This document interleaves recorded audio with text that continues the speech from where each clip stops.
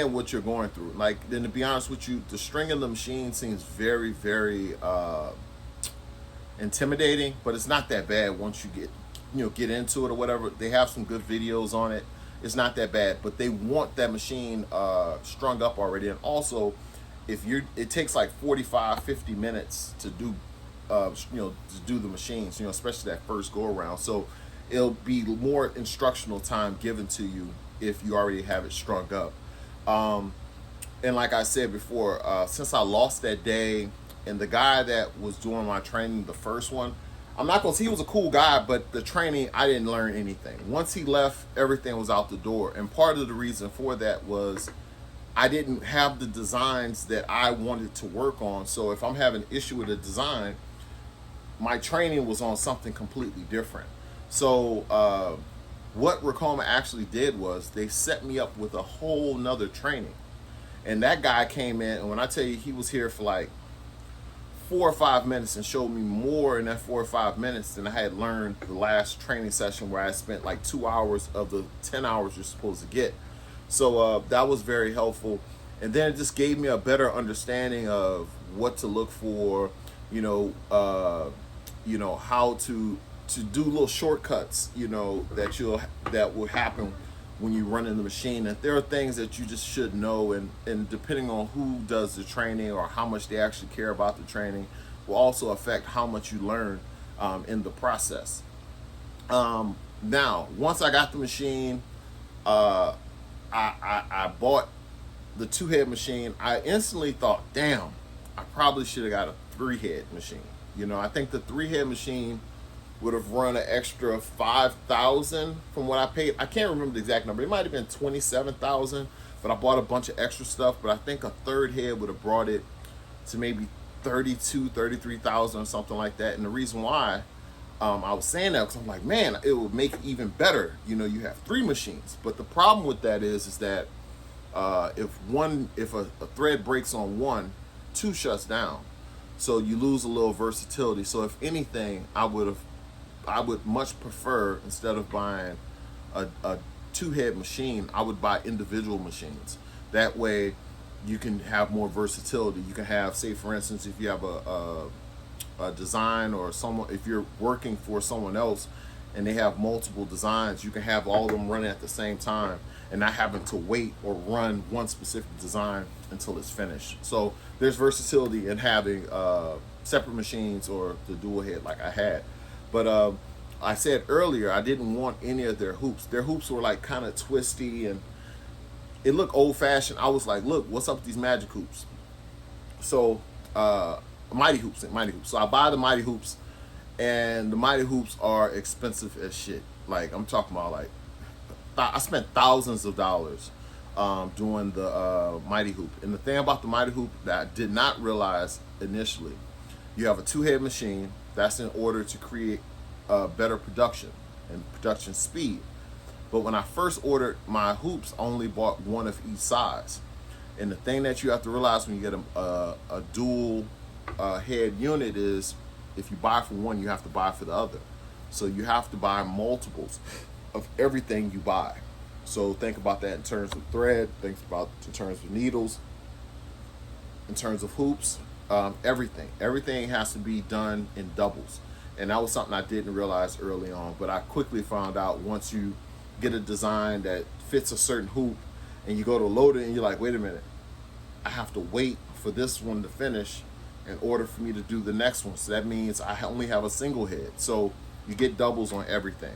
The mighty hoops are 1,000% the better option of the hoop situation.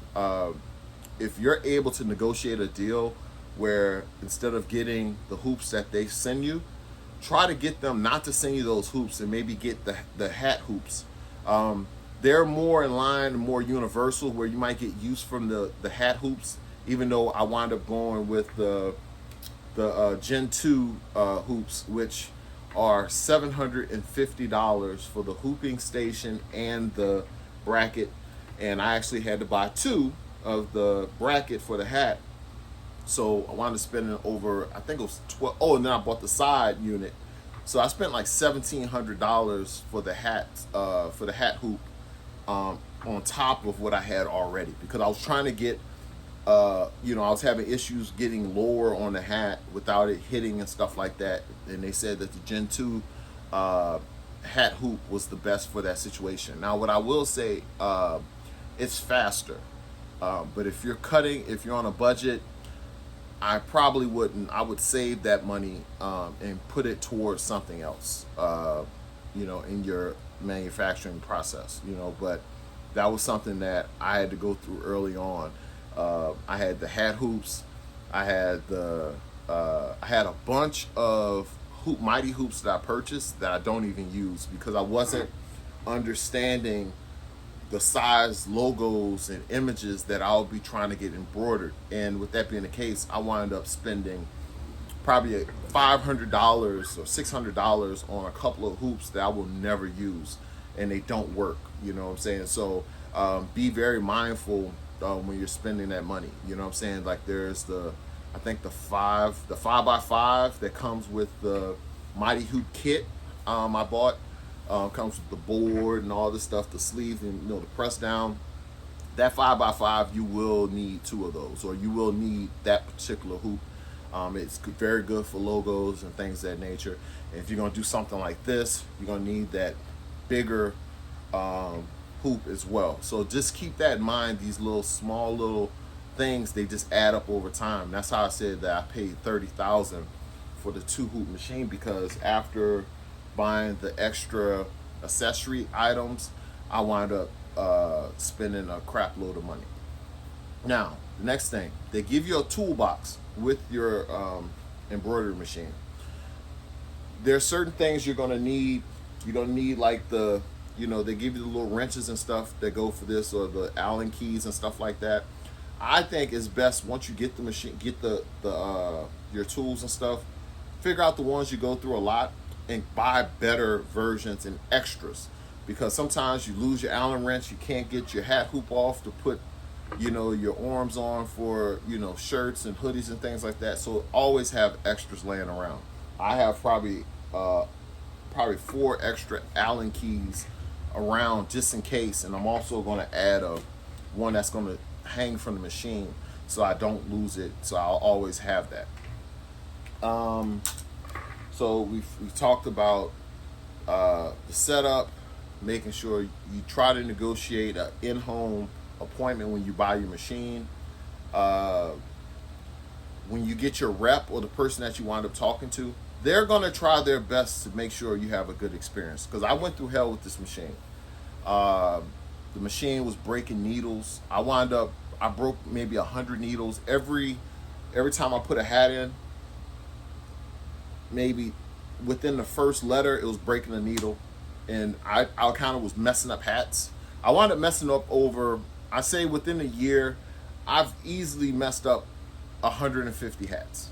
Easy, like easy. From one thing, either it jumping registration for not having the hoop installed correctly, or not knowing how to adjust the hoop so that it fits tighter and it actually locks on. There's so many different things that come up. So you need to make sure, or try to find out the type of hats that actually work, or garments. Garments is not that big of an issue. It's the hats. It's the hats that's really the thing that goes wrong. And when it goes wrong, it's really bad. You know what I'm saying? And I had to find the different hats that worked. What did I have to do to make that hat work? Did I have to double the backing so it's stiff enough to where when the lever goes down, it doesn't distort the hat and it bunches up? These are little things that you're going to have to figure out over time with this machine. I'm not about to sit up there and say that the machine is perfect. You know, I see a lot of people who are influencers and stuff, and they basically always blame the person running the machine, and my machine works perfect, I have it tuned up. Yeah, okay, that's cool, you're right. I have certain logos and designs that I went actually this past weekend, I did like 30 hats with my AOE logo, and it didn't mess up not one time. And the only thing you have to worry about is having your bobbin run out of thread or something like that. And I'm gonna talk about that too, a little trick that